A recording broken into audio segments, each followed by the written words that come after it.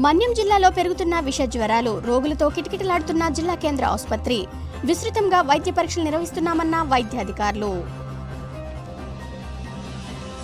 కురిసిన వర్షాలతో పార్వతీపురం మన్యం జిల్లాలో విష జ్వరాలు విజృంభిస్తున్నాయి.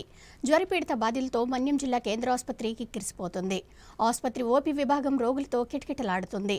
చిన్న పెద్ద అనే తేడా లేకుండా డెంగ్యూ, మలేరియా, టైఫాయిడ్ జ్వరాల బారిన పడుతున్నారు.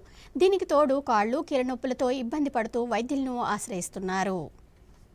మన్యం జిల్లాలో విష జ్వరాలు వ్యాప్తి ఎక్కువ అవుతుంది. పార్వతీపురం మన్యం జిల్లా కేంద్ర ఆసుపత్రికి జ్వరాల పీడితుల తాకిడి ఎక్కువ అవుతుంది. పార్వతీపురం మన్యం జిల్లా ఏజెన్సీ ప్రాంతంలో ఉన్న కొమరాడ, గుమ్మలక్ష్మీపురం, జియ్యమ్మ వలస, పార్వతీపురం మండలంలో ఉన్న గిరిజన ప్రాంతాల నుంచి చిన్న పెద్ద తేడా లేకుండా విష జ్వరాల బారిన పడుతున్నారు. మలేరియా, డెంగ్యూ తదితర సీజనల్ వ్యాధులతో వైద్యులను ఆశ్రయిస్తున్నారు. దీంతో మన్యం జిల్లా కేంద్ర ఆసుపత్రి బెడ్లన్నీ జ్వర పీడిత రోగులతో నిండిపోయాయి. ఇప్పటికే ప్రభుత్వం తరపున సీజనల్ వ్యాధుల నివారణకు ప్రజల్లో అవగాహన కల్పిస్తున్నట్లు పార్వతీపురం మన్యం జిల్లా కేంద్ర ఆసుపత్రి DCH డాక్టర్ బి వాగ్దేవి తెలిపారు. గత ఏడాది కంటే ఈ ఏడాది ఎక్కువ శాతం మలేరియా వ్యాప్తి చెందినట్లు ఆమె తెలిపారు. ప్రతిరోజు కేంద్ర ఆసుపత్రికి 10 నుంచి 15 మంది రోగులు జ్వరాల బారిన పడి వారు వైద్య సేవల కోసం వస్తున్నట్లు ఆమె తెలిపారు. ప్రధానంగా పాలకొండ, చినమేరంగి ప్రాంతాల నుంచి డెంగ్యూ వ్యాధితో బాధపడుతున్న వారు ఉన్నారని ఆమె అన్నారు. రోగులతో పాటు కలిసి ఉన్న వారికి కూడా వైద్య పరీక్షలు నిర్వహిస్తున్నామన్నారు. సీజనల్ వ్యాప్తి నివారణకు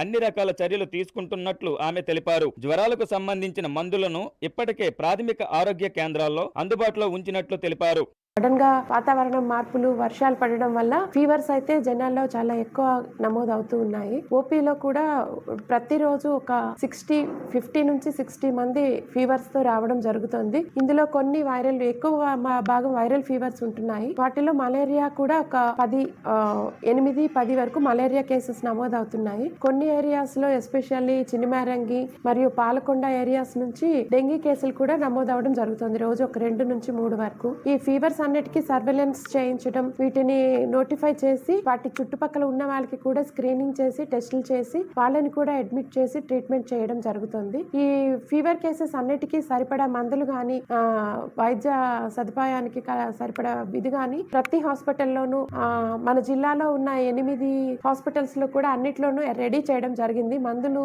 మలేరియాకి సంబంధించి గాని, డెంగ్యూకి సంబంధించి గాని, లేదా వైరల్ ఫీవర్స్ కి గాని ఫీవర్ ఓపీస్ స్టార్ట్ చేయడం జరిగింది. ఎవ్రీ హాస్పిటల్ లో only for fever cases special గా ఒక ఓపీ క్రియేట్ చేయడం జరిగింది. డాక్టర్స్ 24/7 ఫీవర్ కేసెస్ చూడటానికి పెట్టడం జరిగింది. అలాగే వాటికి సంబంధించిన మందుల్ని కూడా రెడీగా ఉంచడం జరిగింది.